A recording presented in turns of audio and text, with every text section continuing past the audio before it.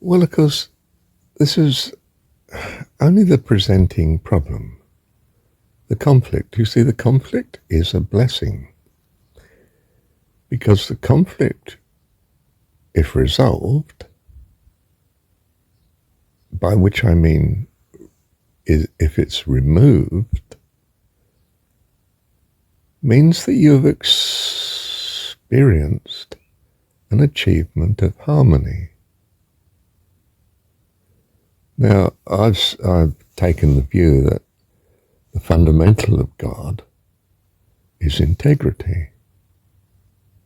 Well, without harmony, you can't have integrity, you see, because there's a war, there's a discord, there's a break, there's, if you like, a move towards chaos.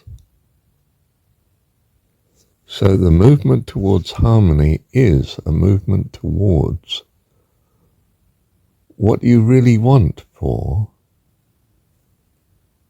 this other party, this other person or persons. Because harmony is an essential feature of integrity. It holds together. It's not repelling itself and breaking up. Do you see? It's a harmony. So I don't mean that, at the end of this negotiation we now, are all on the same side in seeing God in the same way. We probably haven't brought God into the picture at all, because we may well come from quite different views of what God is, our God.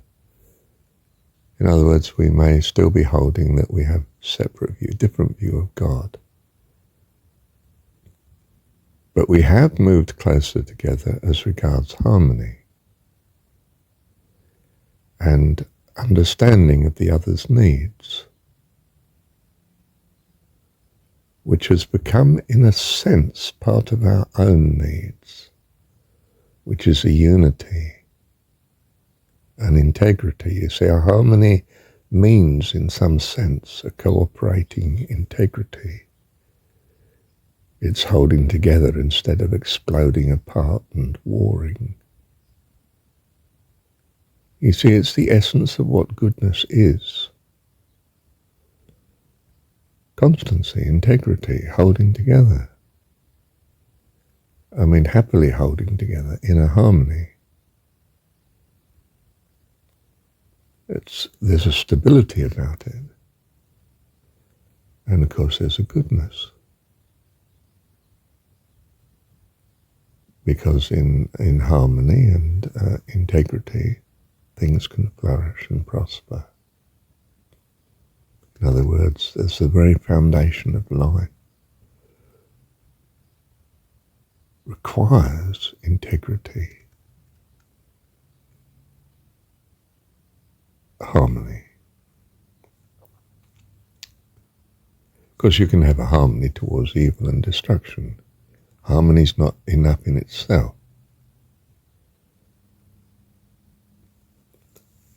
The harmony of needs. So some needs might be zero-sum. Your gain here is my loss. My gain is your loss. How do we solve this?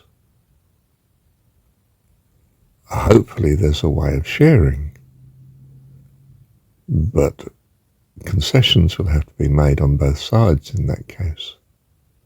In other words, we have less because you have some as well. And this may be catastrophic in the negotiation. In other words, if we all have an equal share, perhaps we're all starving. Oh dear. That sort of situation is going to be far harder to negotiate a harmony out of. And indeed, there's only going to be a harmony if some are willing to step down.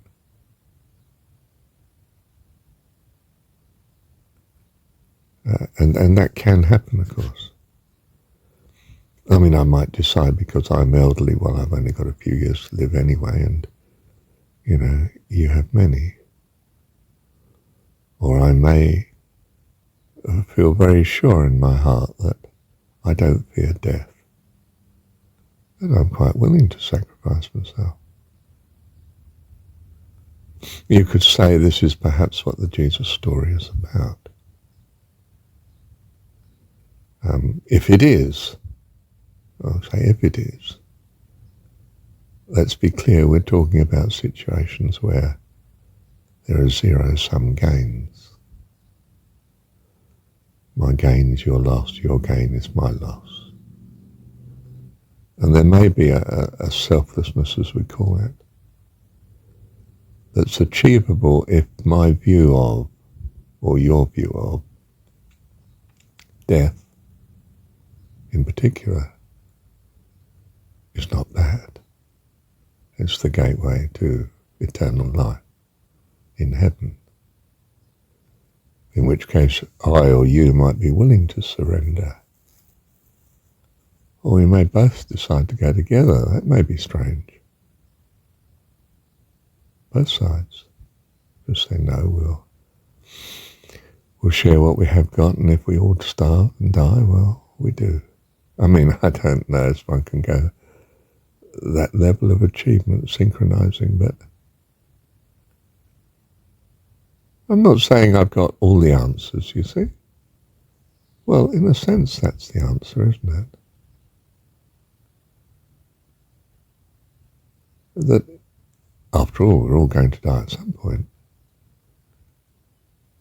I could choose to die happily now, conceivably. I'm not sure as I'm at this exalted state yet, but you see what I mean, don't you? Thank you, Heavenly Dad. Well, it might sound a bit dismissive, but isn't that what some people do? They die for their kids. They die to rescue their sweetheart. They die to rescue their friend. Wow. Isn't that, in a sense, what's built into the Christian story, the Jesus story anyway? That Jesus chooses to die, one, because he knows the gain to you of getting your attention to this story. In the story, he dies. And in the story, he knows, he trusts his Heavenly Father.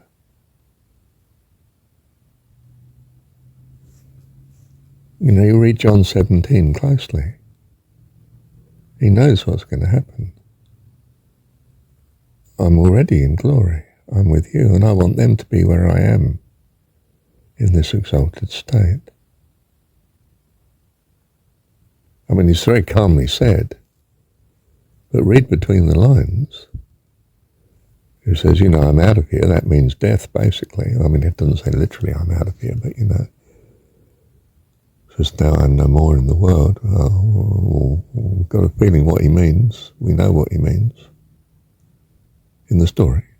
It's a story. I'm not saying this is history. I'm just saying it's a story. Understand it for the way it's being presented. Does it have meaning for you? Does it attract your attention? Does it speak to you of a conviction, a certainty that God is, and the kingdom of heaven is, and that life eternal is, from this man Jesus' point of view? Does that give you something from the story to dwell upon? I was going to say to meditate upon, to think about. does this open to you a completely new revelation of the reality of God, the possible reality of God. And is this truly what you value?